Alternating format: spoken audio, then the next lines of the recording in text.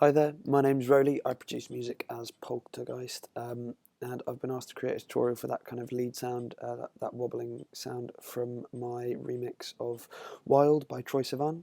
I created it in Massive inside Logic 10, and I'll show you the sort of steps that I went through to create it. So starting in oscillator 1, you're going to keep the wavetable as a square saw 1, pitch at 0, wavetable position all the way up, intensity and amp all the way up, mix, the filter mix is going to go all the way to filter 1, oscillator 2, again a square saw 1, wavetable position is going to be around kind of 230, it's going to be pitched up to 1 octave, positive 1 octave, intensity and amp all the way up, filter mix all the way to filter 1.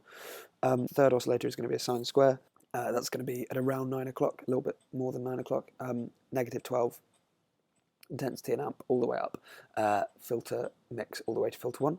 Modulation oscillator, you're going to have pitch at 0, the phase mod is going to be set to oscillator 2, the pitch of, the amount of phase is around kind of 10 o'clock, and you're going to filter FM oscillator 1, the FM of the filter is going to be set to around 10 o'clock. In the noise oscillator, you're going to have on a bright noise, colour all the way up, amp all the way down. In the voicing tab, unison at 5, polyphonic always. Pitch cutoff is on, it's kind of up by around 3 ticks, and the maximum is about 0.23.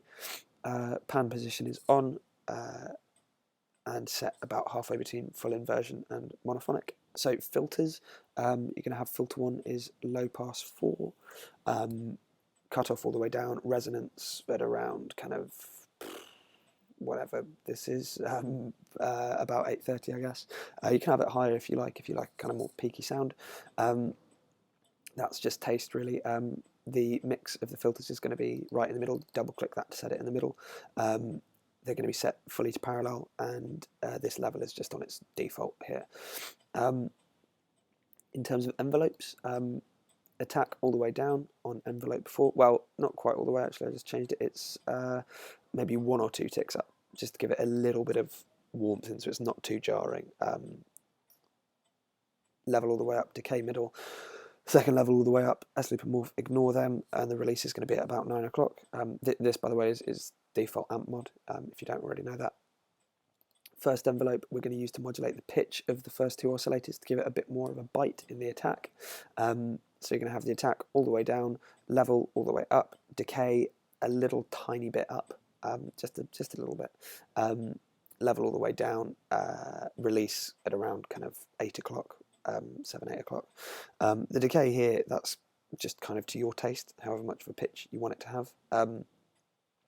And this, you're going to target this to oscillators 1 and 2, the pitches of oscillators 1 and 2, and you're going to set that to positive 2 octaves.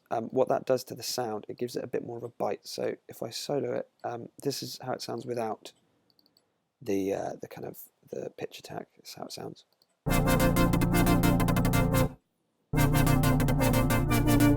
And with the added pitch in the attack, it just bites a little bit more. It's very subtle, but it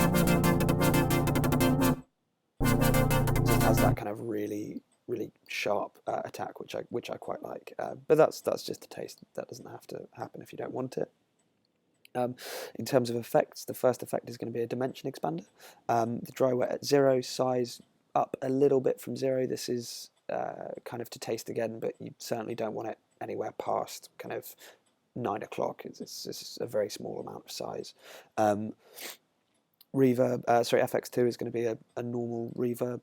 Dry wet at 0, size is going to be around 1030, density around 11, color around midday. EQs, you can boost the mid frequencies a tiny bit if you want, but I tend to leave that alone and do that all in post. The feedback oscillator here, you're going to set the feedback to around kind of 10 o'clock, so just in between post A and amp, basically. So with that, if I just turn off this macro, it leaves you with the sound somewhat like this, which is all right. That's kind of just a bit of a kind of futury hyper saw, and if you sidechain compress that, it become, if I just turn on the sidechain compression real quick, it becomes a kind of like glittery sounding thing. But I really enjoyed mucking around with the performer over here. So if I turn the sequence up here, I just put this pattern in because I liked how it sounded. You can have absolutely whatever you want here, just to give it a bit of character. And then basically you target the performer. You're going to put that on the intensity of oscillator 1, intensity of oscillator 2, intensity of oscillator 3, the amp of the noise oscillator, the cutoff of the filter, and the dry wet of the dimension expander and the reverb. That basically modulates all the important parameters that give the sound its character.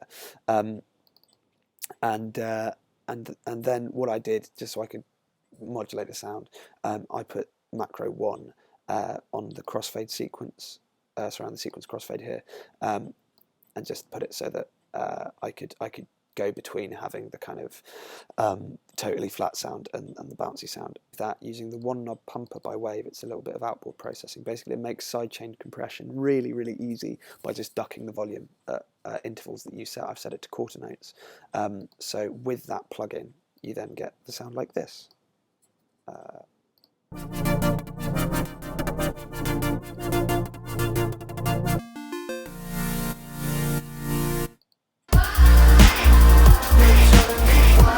And then what I did, I layered that with a slightly different hypersaw, this sort of sound,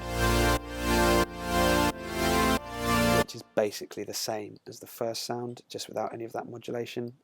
Layer it all together, and then you get the total drop. And that's how I created that.